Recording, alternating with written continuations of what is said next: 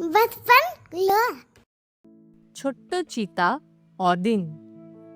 এক সময় এক বড় জঙ্গলে ছিল একটা চিতা ছানা, যার নাম ছিল অদিন।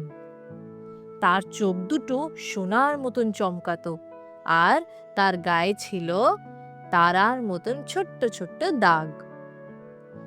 প্রতি বছর জঙ্গলে হতো এক বড় উৎসব, যাতে জঙ্গলের সব প্রাণীরা গান গাইতো, নাচতো আর খুব আনন্দ করত। কিন্তু ওই বছর অদিনের জীবনের একটা দুঃখের ঘটনা ঘটল। অদিনের বাবা খুব রেগে অদিনকে বলল, চলে যা দিক থেকে, তোর জন্যে আমরা খুব লজ্জা পাই, তুই আর আমাদের সাথে থাকতে পারবি না, বেরিয়ে যা এখান থেকে, আমাদের তুই খুব লজ্জা দিস। অদিনের মা ওখানেই দাঁড়িয়েছিলেন, কিন্তু কিচ্ছু বললেন না। তার চোখে জল ভরা ছিল, কিন্তু অদিনের মা অদিনকে রুকলো না। অদিন চুপচাপ দাঁড়িয়েছিল, ভাবছিল হয়তো তারা ফিরে ডাকবে, কিন্তু কেউ কিচ্ছু বলল না, কেউ দরজা খুলল না অদিনের জন্যে। অদিন একলা জঙ্গলের দিকে চলে গেল। একলা এবং দুঃখী অদিনের আর কোনো বাড়ি ছিল না। সে গাছের নিচে থাকতো, পুরনো গর্ত বা খালি পাখির বাসাতে লুকোতো। সে পাতার থেকে ওষের জল খেত আর গাছ থেকে ঝরে পড়া ফল খেত। একবার সে মধু চুরি করতে গিয়ে মৌমাছির কামড় খেয়েছিল, কিন্তু সে বাঁচতে পেরেছিল। অন্যান্য জন্তুরাও ওকে খুব বিরক্ত করত। বানরা ফল ছুঁড়ে মারত, টিয়া পাখি অদিনকে দেখে হাসতো, আর জংলি শুয়োররা ওকে দৌড় করাতো। এক রাত্রে অদিন খুব ক্লান্ত হয়ে গেল। ও ভাবল যে আজকে হয়তো আমার শেষ রাত্রি, আমি আর বাঁচব না। কিন্তু তখনই এক বুড়ো কচ্ছপ এলো। তার নাম ছিল টবি। টবি অদিনকে দেখে হাসলো আর বলল, তুই এখনো জীবিত আছিস বেটা, জঙ্গলে থাকা কঠিন, কিন্তু তুই আর হার মানবি না।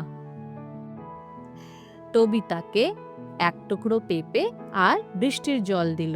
তারপর থেকে টবি প্রত্যেক দিন অডিনের সাথে মিলতে আসতো। সে অডিনকে শিখিয়ে দিল কোথায় খাবার পাওয়া যায়, কোন গাছ ভালো আর কোন নদী নিরাপদ। টবি বলল, আমিও একদিন একা ছিলাম, কিন্তু দয়াভাব কখনোই বেকার যায় না। ধীরে ধীরে সময় কাটতে গেল, আর অদিন বড় হয়ে গেল। অদিন শক্তিশালী হলো, কিন্তু সে কখনোই খারাপ হলো না। সে আহত পাখিকে সাহায্য করত, আর খরগোশ পরিবারকে সাপ থেকে রক্ষা করত। জঙ্গলের প্রাণীরাও বলতে লাগলো, ওই চিতা ছানাটা, সে সবার সাহায্য করে। যখন টবি অনেক বুড়ো হয়ে গেল, একদিন মরে গেল, তখন অডিন তার মুখের আকারের একটা বড় পাথর বানালো, যাতে কেউ তাকে ভুলে না যায়। আবার একদিন এলো উৎসবের দিন। সেদিন অডিনের বাড়িতে দুটো বুড়ো চিতা এলো। তারা ছিল ক্লান্ত, আহত, আর তাদের বাড়িও আগুনে পুড়ে গেছে। তারা অদিনের কাছে ধীরে ধীরে সামনে আসলো, আর ওরা ছিল অদিনের মা আর বাবা।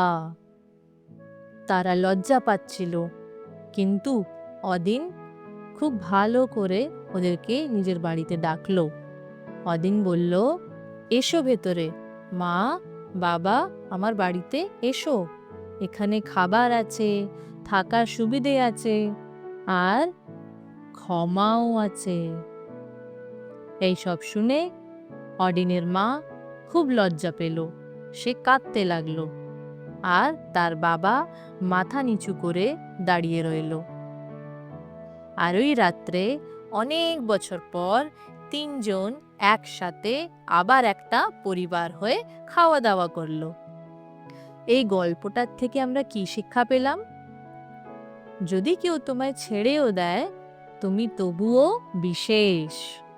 সব সময় প্রত্যেকের প্রতি দয়াভাব রাখা উচিত। ক্ষমা করা সবচেয়ে বড় শক্তি। এই চ্যানেলটা আপনাদের বাচ্চার জন্য মৃদু ও শান্তিপূর্ণভাবে তৈরি করা হয়েছে।